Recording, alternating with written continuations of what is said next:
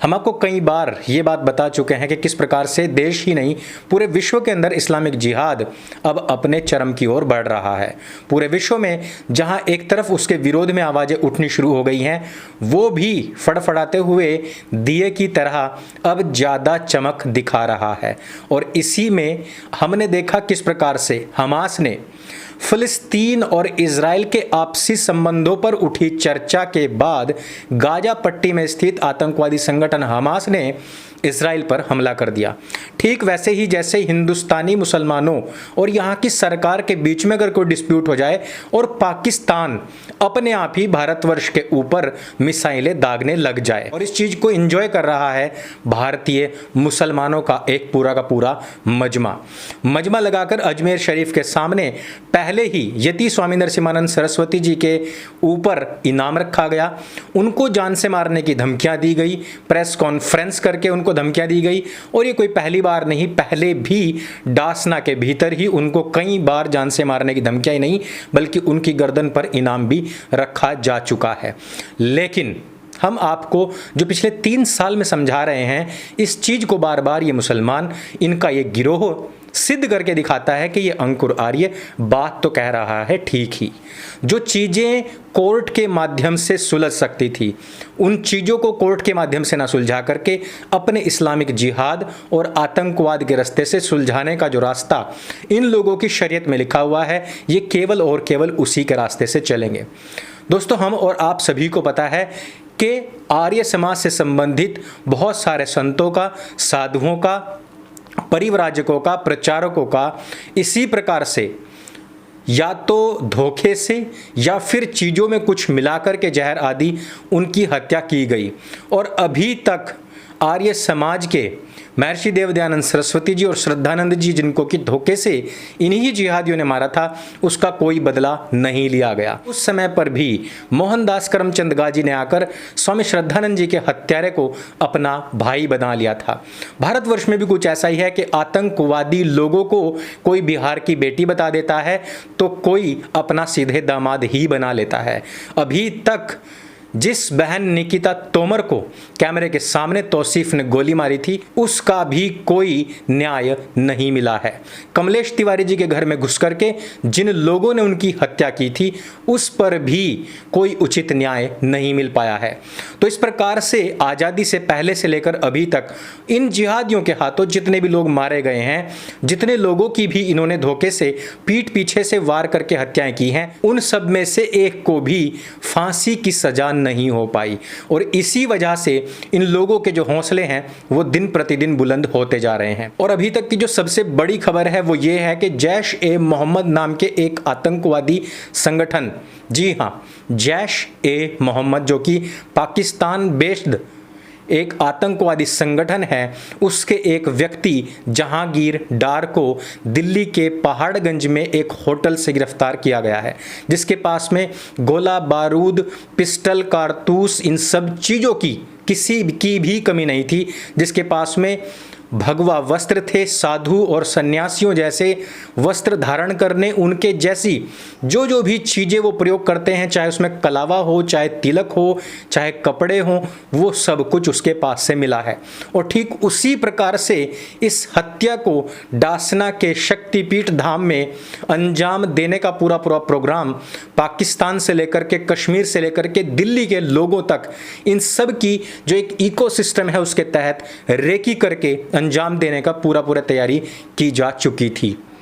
अब आप सोचिए कि पाकिस्तान में रहने वाले एक कश्मीरी व्यक्ति आबिद को ये टारगेट दिया जाता है कि वो जहांगीर को अपने पास बुलाए, उस व्यक्ति को वो ट्रेनिंग देता है, पैसे देता है, दिल्ली भेजता है। दिल्ली में जहां पर वो रुकता है, दिल्ली में ही स्थित एक और मोहम्मदीन उसको मिलता है, वो उसको बंदूक, कारतूस और जितना भी असला होता है वो सब कुछ मुहैया कराता है। साधु संतों जैसे भगवे कपड़े, कलावा और तिलक आदि का जो सामान है वो सब कुछ प्रोवाइड कराता है, और उसके बाद में रेकी करने के लिए भेजता है डासना, ताकि मंदिर के आसपास के क्षेत्रों की रेकी की जा सके, ताकि भगवे में ही संतों के कपड़ों में ही यति स्वामी नरसिम्हानंद सरस्वती जी की हत्या की जा सके। ये सारे के सारे तार कहां से जुड़े हुए हैं? पाकिस्तान, जहां की जैश ए मोहम्मद है, वहां से आबिद।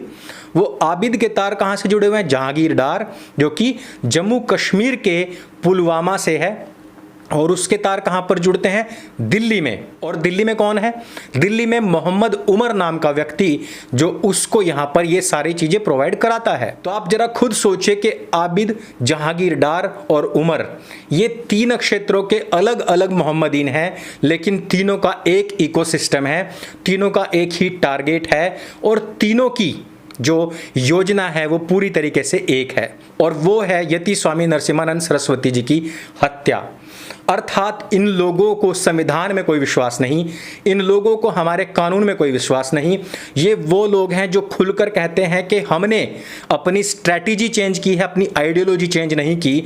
खुल करके ये लोग आतंकवाद को समर्थन करते हैं, खुल करके ये लोग यहाँ पर साधु संतों की हत्या करते हैं। अभी तक कमलेश तिवारी को न्याय नहीं मिला, अभी तक पालघर को न्याय नहीं मिला, अभी तक उत्तर प्रदेश में होने वाले संतों की जो हत्याएं थी उनको न्याय नहीं मिला, अभी तक किसी बहन बेटी को न्याय नहीं मिला, और अभी तक 70 साल में मैंने बताया कि जितनी भी हत्याएं हुई हैं उनमें किसी में भी पर्याप्त और न्यायोचित न्याय किसी को नहीं मिला।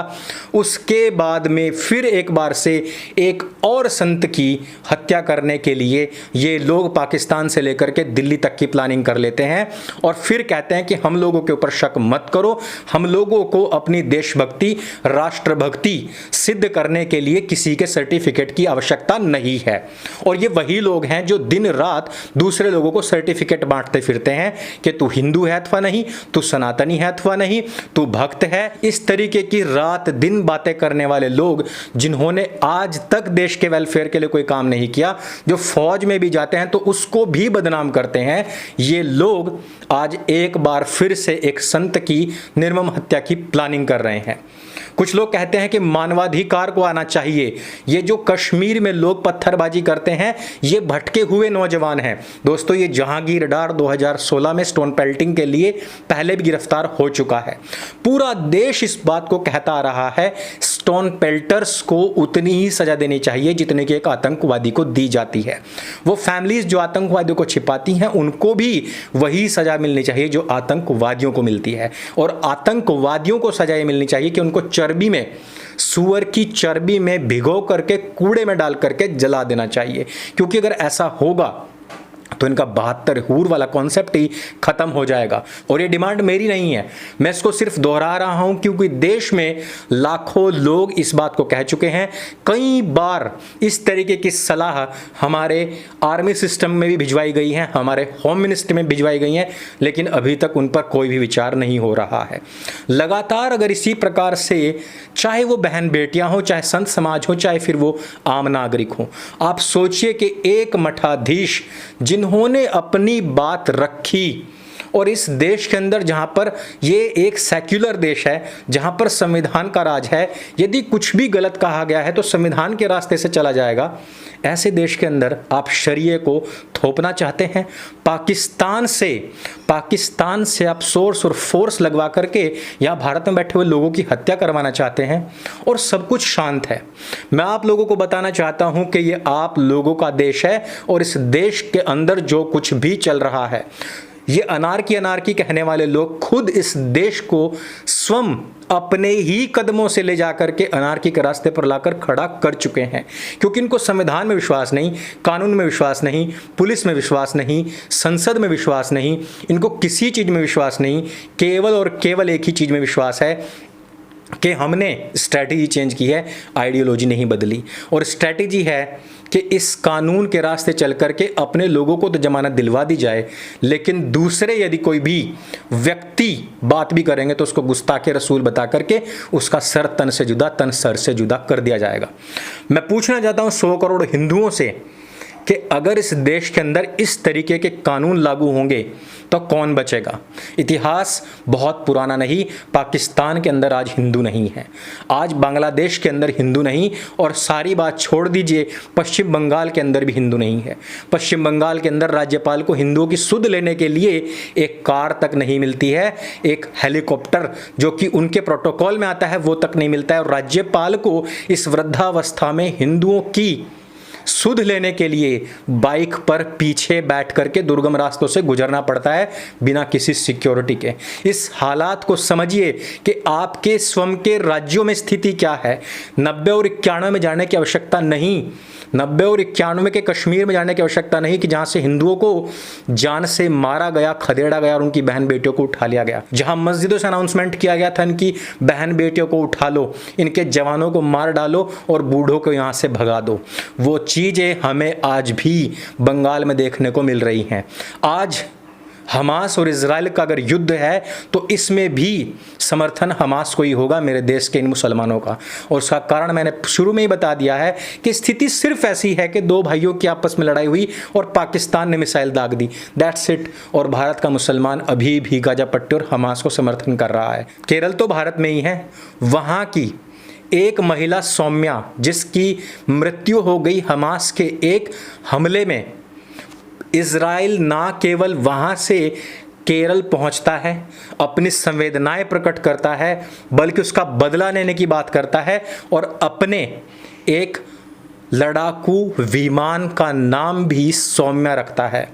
वही इजराइल जिसने हर पल भारत का साथ दिया, आज मेरे देश का मुसलमान अगर उस इजराइल को ख़त्म करने की दुआएं कर रहा है, उसकी समाप्ति की दुआएं कर रहा है और कह रहे हैं लोग कि हम भर्ती होना चाहते हैं, पाकिस्तान की भाषा अगर वो बोलता है तो उनके दिल में किसके प्रति संवेदनाएं हैं, सद्भावनाएं हैं, इसको किसी को भी समझने में देर नहीं लगनी चाहिए।